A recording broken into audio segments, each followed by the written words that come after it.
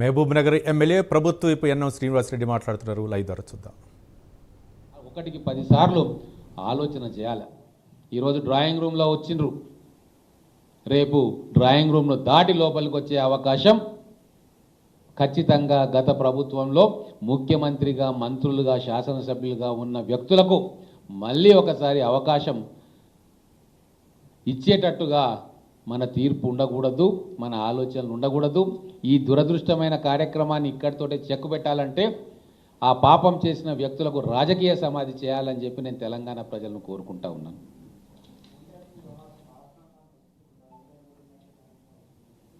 ఇప్పుడు వాస్తవంగా చాలామంది, కొన్ని వేల మంది ట్యాప్ చేసిరు. ఆ లిస్టు చూస్తూ ఉంటే ఇంత కట్టలు. మరి ఒక్కొక్కరిని పిలిచి అడగాలి కదా. మళ్ళీ అడగకుంటే టెక్నికల్ రీజన్స్ అని చెప్పి మళ్ళీ ఇబ్బంది పాలవుతుంది. కాబట్టి వాళ్ళు కూడా కొద్దిగా ఆలస్యమైనా పర్వాలేదు, కానీ బాధితులందరికీ, కంప్లైంట్ చేసిన వాళ్ళు కావచ్చు, బాధితులు కావచ్చు, వాళ్ళందరినీ కూడా పిలిచి వాళ్ళ అభిప్రాయాన్ని, స్టేట్మెంట్స్ను తీసుకొని పకడ్బందీగా కేసును తయారు చేసి ఛార్జ్ షీట్ వేసి కోర్టుకు సమర్పించాలని చెప్పి వాళ్ళు ఆరాటపడతా ఉన్నారు.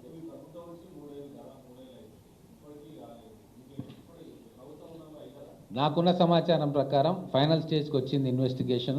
ఇంకా ఫైనల్గా ఇంకెవరెవరైతే మిగిలి ఉన్నారో వాళ్ళని కూడా విచారించి ఛార్జ్ షీట్ కూడా త్వరలోనే దాఖలు చేస్తారు. అన్ని నిజాలు కూడా ఆ ఛార్జ్ షీట్ దాఖలైన తర్వాత మీ అందరికీ కూడా తెలుస్తాయి. మీడియా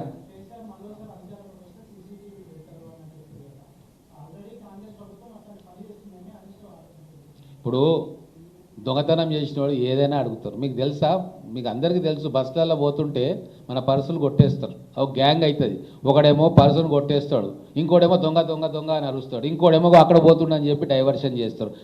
గ్యాంగే ఆర్టీసీ బస్సులలో, ఫంక్షన్ హాళ్ళల్లో, పెళ్లిళ్ళల్లో ఏదైతే జేబులు కొట్టే దొంగల మాదిరిగా వాళ్ళు ప్రవర్తిస్తున్న తీరు తెలంగాణ ప్రజలందరికీ కూడా తెలిసిపోయింది. ఏ కార్యక్రమం చేసినా తీసుకొచ్చి బురద జల్లే కార్యక్రమం చేస్తూ ఉన్నారు. ఒక మంచి పని జరగద్దు తెలంగాణలో, మా పాలనలో జరిగిన అవినీతి బయటికి రావద్దు, మేము చేసిన దుర్మార్గాలు బయటికి రావద్దు. ఏదైనా ప్రభుత్వం మంచి పని చేస్తే దాన్ని డైవర్ట్ చేయడానికి ఏదో ఒకటి బట్టగాల్చి మీద వేయాలన్న తాపత్రయము చాలా స్పష్టంగా కల్వకుంట్ల కుటుంబ సభ్యులకు ఉందన్న విషయాన్ని మీకు తెలుసు, మాకు తెలుసు, ప్రజలకు కూడా తెలుసు. మీడియా మిత్రులకి ధన్యవాదాలు. మీరు ఈరోజు ప్రెస్ మీట్కి రావడం జరిగింది. ఈరోజు ఫోన్ ట్యాపింగ్ విచారణకు మాకు సమన్స్ వస్తే ఈరోజు కమాండ్ కంట్రోల్ సెంటర్కి వెళ్ళడం జరిగింది. అక్కడ వెళ్ళిన తర్వాత నిజంగా ఈరోజు రాజకీయంలో ఉన్న ఒక ఎమ్మెల్యేగా ఉందని ఈరోజు నిజంగా బాధపడ్డాను. మనకు స్వాతంత్రం వచ్చిన తర్వాత కూడా, అంటే మనకి ఫ్రీడమ్ ఆఫ్ స్పీచ్ కానీ, మన స్వేచ్ఛ కానీ ఈరోజు ఏది లేకుండా గత ప్రభుత్వంలో తెలంగాణ వచ్చిన తర్వాత బీఆర్ఎస్ ప్రభుత్వం ఎంతవరకు చేయిస్తారనేది నిజంగా బాధాకరం. ఈరోజు చూసిన తర్వాత చూస్తే అక్కడ ఫోన్ నంబర్లు, మా అమ్మ నంబరు, నా భార్య నంబర్ కూడా ఉంది. నేను తెలంగాణ ప్రజలని ఒకటే అడుగుతున్నాను, మహిళలను అడుగుతున్నాను, అమ్మ మీరు మీ భర్తతో మాట్లాడితే ఎవరైనా వింటే మీకు ఎలా అనిపిస్తుంది? ఒక తల్లిగా మీరు కొడుకుతోని మాట్లాడుతుంటే మీ ఫోన్ ట్యాప్ చేసి వింటుంటే మీకు ఎలా అనిపిస్తుంది? మా అమ్మ ఒక పెద్ద రాజకీయ కుటుంబం నుంచి వచ్చిన అమ్మ, ఆమెకి ఇప్పుడు 70 సంవత్సరాలు.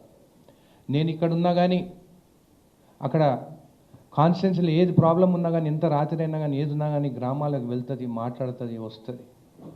ఈరోజు ఆమె ఫోన్ కూడా వాళ్ళు ఆ రోజు ట్యాప్ చేసినారు.